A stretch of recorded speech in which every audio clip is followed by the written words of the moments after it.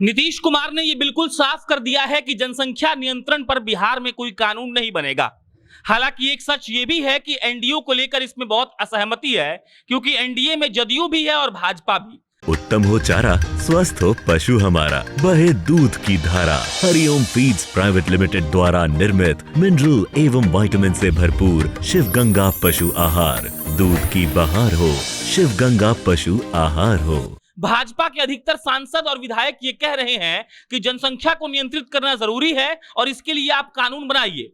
उत्तर प्रदेश में जब से यह ऐलान हुआ है कि इस पर कानून बनेगा और सरकारी लाभ उन्हीं लोगों को मिलेगा जिनको दो से कम बच्चे होंगे, तब से ये पूरे भारत में चर्चा का विषय बना हुआ है कि आखिर जनसंख्या नियंत्रण कानून क्या भारत के हर राज्य में बन जाना चाहिए।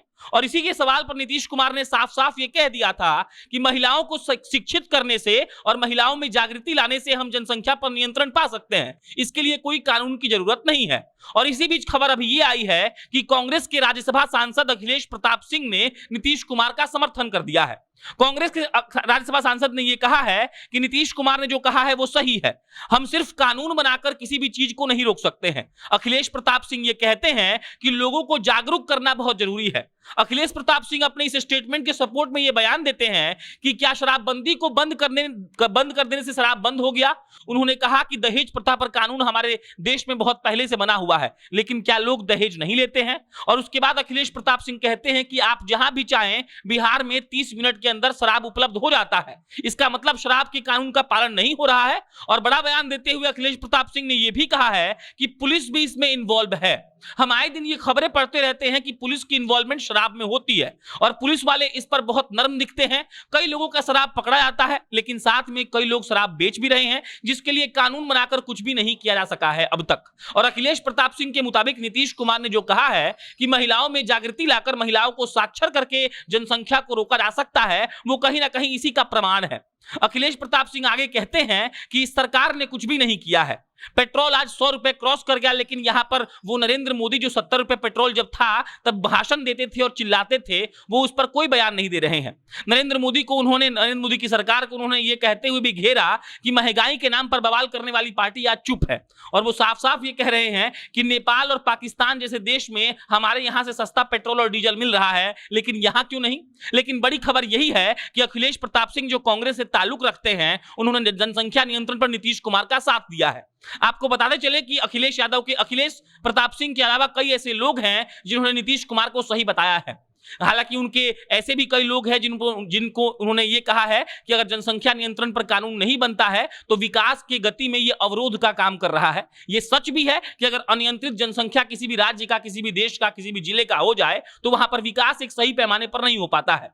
आपको हम उप मुख्यमंत्री का बयान भी याद दिला देते हैं। उप मुख्यमंत्री बिहार की रेणु देवी ने यह पहले कहा था कि सिर्फ महिलाओं को नहीं बल्कि पुरुषों को आप साक्षर करिए, क्योंकि जो ससुराल वाले होते हैं वो बेटे के लिए कहते हैं कि जनसंख्या बढ़ाइए, मतलब लड़की पर प्रेशर दिया जाता है कि तुम और बच्चा पैदा करो। बाद में उप मुख्यमंत्री रेणु देवी ने अपने बयान को बदल दिया था। उन्होंने कहा था कि पुरुष और स्त्री दोनों को साक्षर करना जरूरी है, तभी जनसंख्या पर हम नियंत्रण पा सकते हैं। नीतीश कुमार जब जनता दरबार लगा रहे थे तो वहां उनसे पत्रकारों ने पूछा कि आपकी क्या सोच है, तो उन्होंने हंसकर कहा था कि कानून सिर्फ बना देने से कुछ नहीं होगा।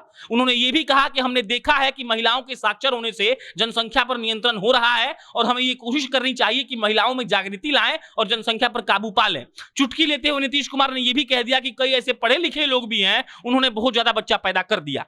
अब इसको लेकर जनता के बीच क्या मैसेज जा रहा है ये तो नहीं पता, लेकिन जब से उत्तर प्रदेश से यह बात निकलकर सामने आई है कि जनसंख्या नियंत्रण पर योगी आदित्यनाथ की सरकार अब कानून बनाएगी और उस कानून में यह होगा कि अगर आप जल्दी नसबंदी करा लेते हैं, अगर आप बेटा है आपको, आप नसबंदी करा लेंगे तो आपको 80,000 रुपए मिलेंगे। अगर आपको एक बेटी है, आप नसबंदी करा लेंगे तो आपको 1 लाख रुपया मिलेगा। ये रुपयों का खेल, ये लालच का खेल जनसंख्या को नियंत्रित करने के लिए जब से उत्तर प्रदेश की सरकार ने कहा है, तब से ये बवाल मचा हुआ है कि क्या पूरे देश के हर राज्य में जनसंख्या पर कानून बनना चाहिए। और इसी पर भाजपा बहुत कट एंड क्लियर है। भाजपा के सारे नेताओं का कहना यह है कि जनसंख्या नियंत्रण पर कानून बिल्कुल बनना चाहिए, क्योंकि जनसंख्या लगातार लोग बढ़ा रहे हैं। वहीं जदयू यहां पर सॉफ्ट कॉर्नर ली हुई है। उन्होंने यह कह दिया है कि कानून से कुछ भी नहीं होगा, हमें इस प्रकार की कोशिश करनी चाहिए कि लोगों में जागृति लाएं। चिराग पासवान जब एयरपोर्ट पे उतरे पटना तो उन्होंने यह कह दिया कि कानून लाने से कुछ नहीं होगा। चिराग पासवान की दुख हम समझ सकते हैं, अभी वो भाजपा से बहुत नाराज भी चल रहे हैं, तो बिल्कुल ये कहीं से भी जायज नहीं था कि वो भाजपा के सपोर्ट में आते। तो चिराग पासवान ने यह बयान दे दिया जनसंख्या नियंत्रण पर कि ये कहीं से भी ठीक नहीं है कि आप कानून बनाए।